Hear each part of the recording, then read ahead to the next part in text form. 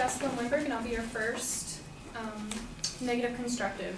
So the affirmative is trying to tell you that after having an abortion, the psychological injuries are so high that it leads them to desire suicide instead. So in their first contention 1, subpoint A, they say that there are 0.05 percentage of abortions if they're under 15. They do not specify the clear number of girls in this category, and 0.05 is less than 1%. It is not significant enough to instate a law that will change a whole bunch of other girls and their abortion because of 0.05%.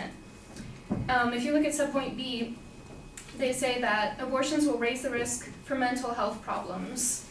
They don't actually specify in this card if it's women entirely or just teens, because women can also mean teens or also adults. So it is also not as significant for their point.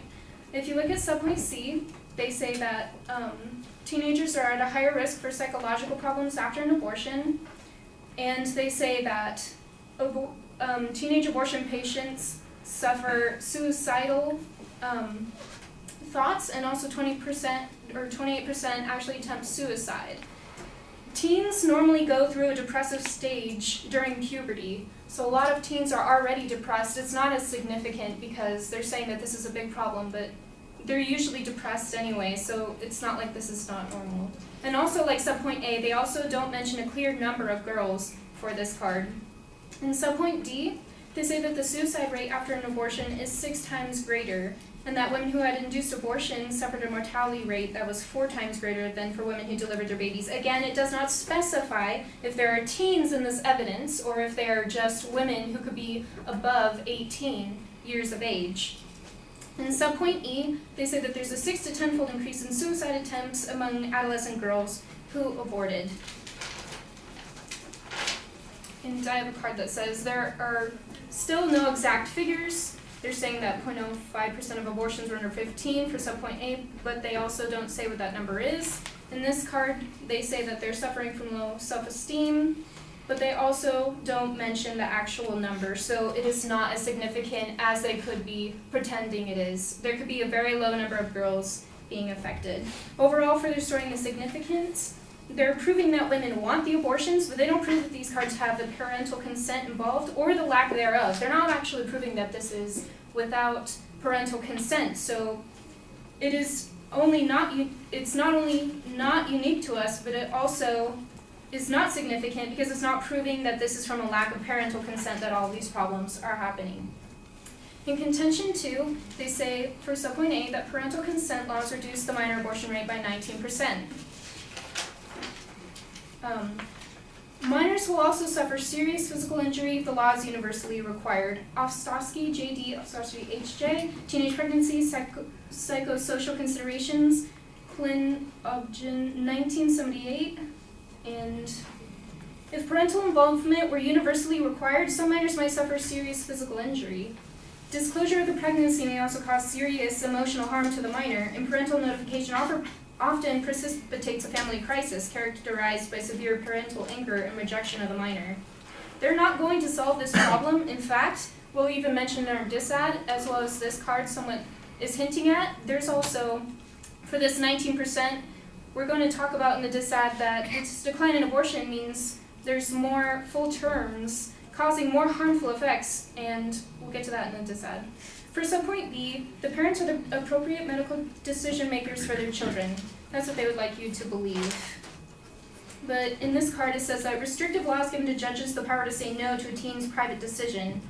So the restrictive laws that give judges the power to say no to a teen's private decision to have an abortion, in response she may feel forced to have a baby against her wishes, her parents may turn their backs on her or force her out of their home, or she might run away from home to face her pregnancy alone. Some teens may resort to secret, unsafe, illegal, or self-induced abortion if her way to a confidential legal abortion is blocked. The parents can always also say no and actually prevent the abortion, which will actually not solve this issue. It'll actually perhaps even make it worse. So also forcing young women to get a waiver causes fear, anxiety, and shame. American Civil Liberties Unit published April 2001, last accessed October 30th. In order to be constitutional, laws mandating parental involvement must allow teens to go to court to request a waiver of the requirement, but forcing young women who cannot turn to their parents to go to court and to reveal the details of their private lives to strangers causes them extraordinary fear, anxiety, and shame.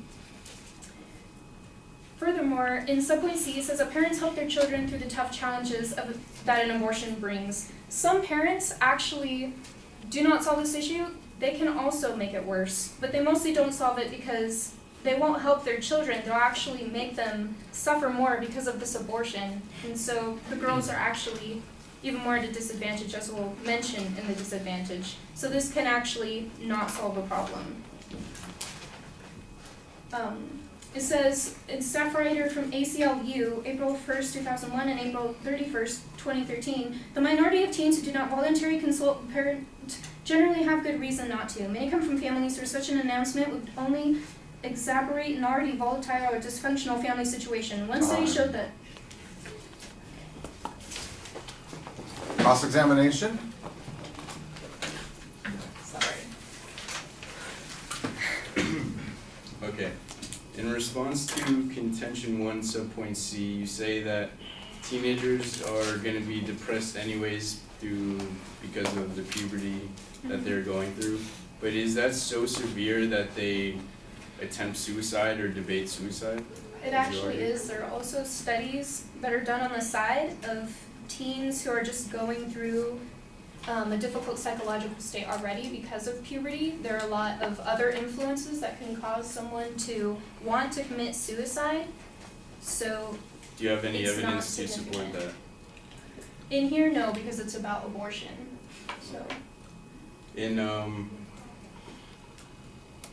response to contention 2 subpoint C, you say that parents are not going to want to help their children.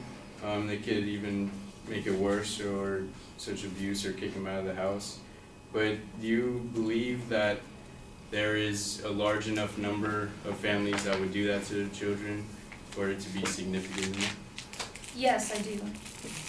Is there any evidence to suggest that in America that there is a high number of families that would do this? Yes, I was going to read a card. If you would let me finish reading it, I could tell you, but I don't know if I'm allowed to do that, so. Okay, that's it. Okay.